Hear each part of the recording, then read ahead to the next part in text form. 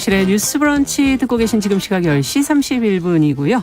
이번에는 필환경 시대를 맞아서 기후변화의 심각성도 다시 한번 되새겨보고 환경 이슈 생각해보는 시간입니다.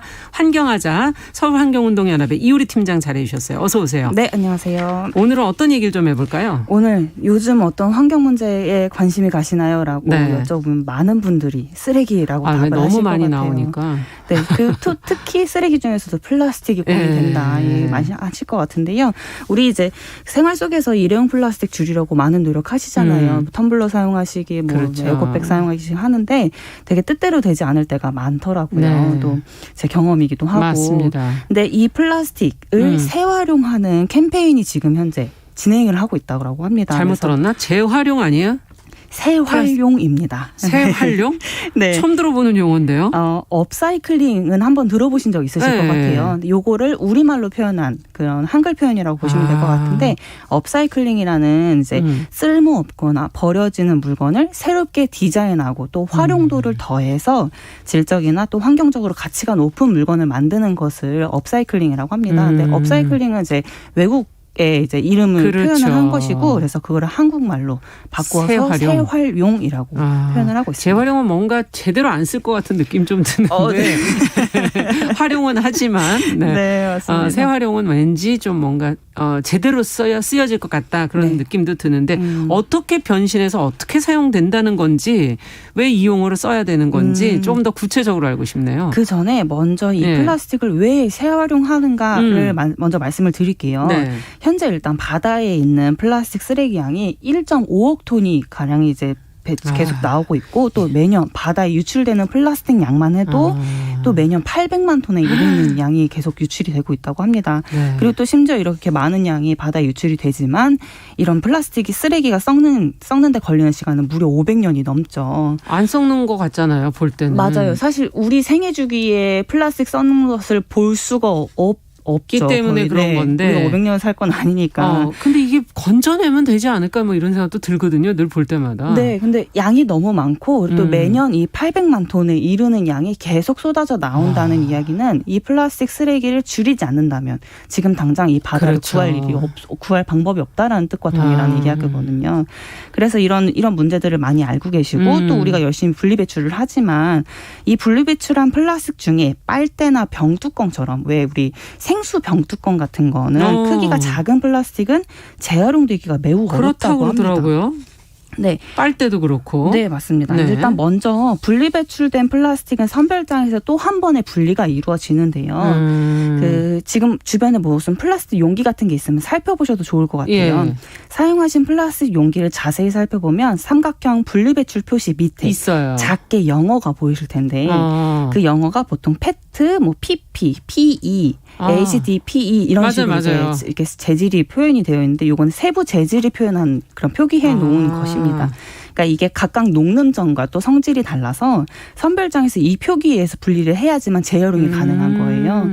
근데 이제 선별장에서 컨베이어 벨트 위로 그렇게 많은 플라스틱 쏟아지고 그걸 또 사람의 손과 눈으로 이제 선별을 하는 과정을 이제 그러니 인력도 거치는데, 들어가고 비용도 들고. 네, 그래서 작은 플라스틱은 이렇게 골라낼 수가 없는 상황인 거죠. 그래서 대부분 그렇게 쓰레기로 그냥 버려지는, 매립되거나 이렇게 된다고 합니다. 그렇군요. 그렇게 재활용되기가 어려운 거군요. 한마디로 말한다면. 네, 맞습니다. 그래서 작은 이런 플라스틱을 재활용하는 이 캠페인은 네덜란드에서 시작이 됐습니다. 한 디자이너의 아이디어로 시작이 됐는데요.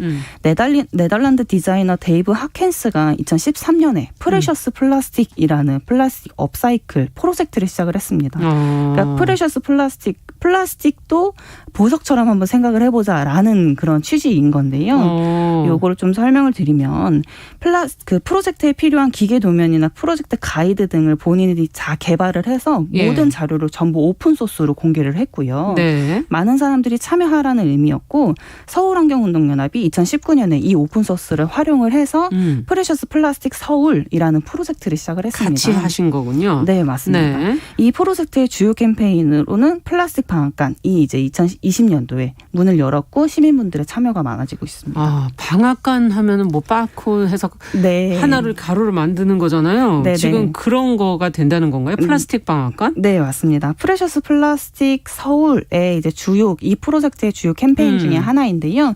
왜 방앗간이 말씀하신 것처럼 곡물을 작게 빻아내고 그렇죠. 또 분쇄하고 이러고 맞아요. 또 이걸 또 가공을 해서 식재료를 만들잖아요. 근데 방앗간처럼 시민들이 보내준 작은 플라스틱을 잘게 분쇄를 해요. 그래서 이 분쇄한 플라스틱으로 업사이클 제품을 만든다. 그렇게 해서 플라스틱 방앗간이라는 이름을 붙였습니다. 약간 귀여운 이름인 것 같은데요. 네, 이 플라스틱 방앗간이 특별한 점은 단순히 업사이클 제품을 만들겠다. 이런 뭐 버려진 쓰레기를 디자인해서 만들겠다라는 것에 집중하는 것이 아니라 시민들이 플라스틱을 모으면서 얼마나 많은 플라스틱을 지금 생활에서 소비하고 있는지를 체감을 하고 그렇죠. 그리고 또 이런 재활용의 어려움을 교육을 하고 플라스틱 감축의 중요성을 알리기 위해서 기획된 캠페인이라고 보시면 될 것 같아요. 이게 작년 5월에 시범적으로 신청을 받아서 이제 한 30여 분 정도가 신청을 해주셨고 그중에 25분 정도가 플라스틱을 모아서 보내주셨거든요. 근데 그 양이 무려 7kg에 달했습니다. 작은 건데? 네, 작은 건데. 이게 우리 상상해 보면 뭐 이렇게 작은 병뚜껑 많아요. 병뚜껑은. 네네 그런 걸 모아서 보내주신 건데 25분이 약 한 보름 동안 내지 한 달 동안 이렇게 모아서 보내주신 그 무게만 해도 생각보다 7kg 굉장히 많네요. 네, 달했고요. 참여자분들이 평소에는 이제 쓰레기를 자신이 잘 안 만든다고 생각을 하고 잘 생활을 하고 있다고 생각을 했는데 실제로 모아 보니까 그 양이 너무 많아서 깜짝 놀랐다고. 아니 이분들은 신경 쓰시는 분들일 거 아니에요. 맞습니다. 보통 이런 캠페인에 참여해 주신 분들은 보통 쓰레기를 잘 안 만들려고 하시는 분들이 참여를 하시거든요. 근데도 많았다. 자기도 놀랐다. 네.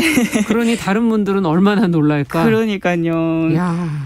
또 이게 현재 플라스틱 방앗간이 시즌 3까지 운영이 되고 진행이 되었습니다. 그래서 시즌 1, 2, 3 이렇게 해서 총 1만 명의 시민분들이 참여를 하셨는데 그 무게가 또 2,900kg에 달하는 플라스틱 양을 보내주셨어요. 네. 2,900kg? 네. 참여자가 많아진 만큼 플라스틱 양도 많아졌고요. 와.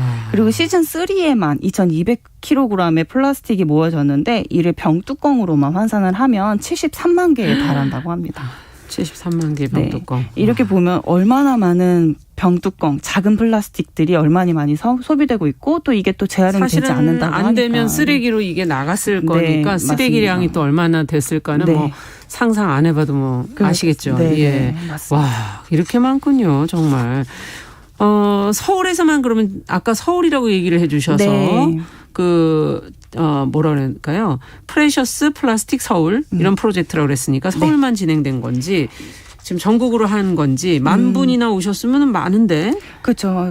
이게 전국 참여자분들 이제 기준이었고요. 10,000분이 참여하신 거는 일단은 이제 프레셔스 플라스틱 이 방식으로 이 네덜란드 디자이너가 개발한 이 방식으로 진행을 하는 플라스틱 업사이클 공간이 전국에 뭐 30여 곳이 존재하고 있습니다. 그래요? 많은 곳에서 이런 프로젝트를 진행을 하고 계신 거고요. 상시로 지금 열고 있습니까? 그 공간들이? 상시적으로 열고 있고 그리고 좀 이렇게 찾아보시면 확인을 하실 수 있으실 것 같아요. 그래서 그 플라스틱 방앗간을 운영하는 서울환경연합에서 이제 전국에 어떤 공간들이 있는지를 좀 파악을 해서 그거를 이제 홈페이지에 업로드를 해놨거든요. 그걸 그래서 확인하시면 되겠군요. 네, 혹시 우리 지역에 이런 공간이 있는지 궁금하시다면 이제 ppseoul.com이라고 이제 검색을 하셔가지고 홈페이지 들어가서 확인하실 수 있고 이게 작은 플라스틱을 수거하는 공간이랑 또 플라스틱 분쇄에 필요한 기계를 파는 공간 그리고 이렇게 작업을 하는 공간 이렇게 다 나누어서 지도를 표시되어 있으니까 한번 확인해 보시면 필요하신 곳으로 가시면 되겠군요.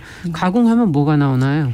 가공을 하면 보통 치약자게 예를 들면 치약자 제가 오늘 가지고 왔는데 못 보여드렸네요. 방송 나가서 봐야 되겠네요. 그러니까요. 치약자는 그 집게 같은 거 말씀하시는 건가요? 네, 집게 같은 건데요. 이렇게 좀 디자인할 수 있는 그런 제품들인 거죠. 치약자게 또 카라비너 이렇게 캠핑장에서 사용하시는 거예요. 카라비너 또 뭐 이렇게 비누 받침대 이런 것들 이제 주로 활용을 하죠. 유용하게 생활에 쓰시는 제품들이네요, 주로. 네, 맞습니다. 일단 업사이클링 활용도를 더하는 그런 개념이기 때문에 이런 디자인이나 활용도를 더해서 생활에서 쓰기 편한 물건들로 제작을 하고 있고요. 또 이게 이렇게 뭐 작은 플라스틱을 분쇄하고 가공하는 과정에서 나오는 유해 물질들이 있거든요.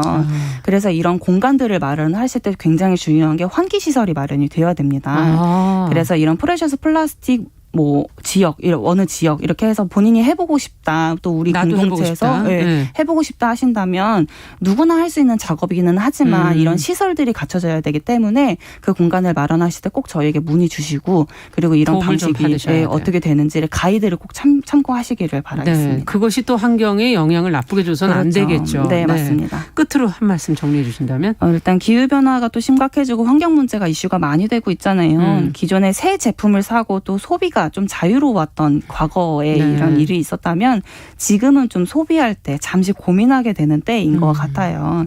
그래서 더욱 이 재활용, 이 업사이클에 더욱 관심이 많은 때이기도 한 것 같고요.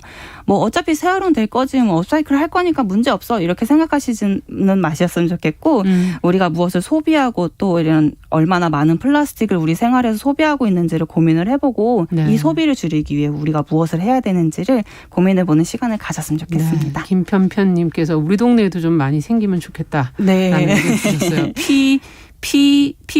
pp서울.com 네, 들어가셔서 맞습니다. 확인해 보시면 지역별로 공간들을 확인하실 수 있겠습니다. 네. 서울환경운동연합의 이효리 팀장과 함께 이야기 나눠봤습니다. 감사합니다. 감사합니다.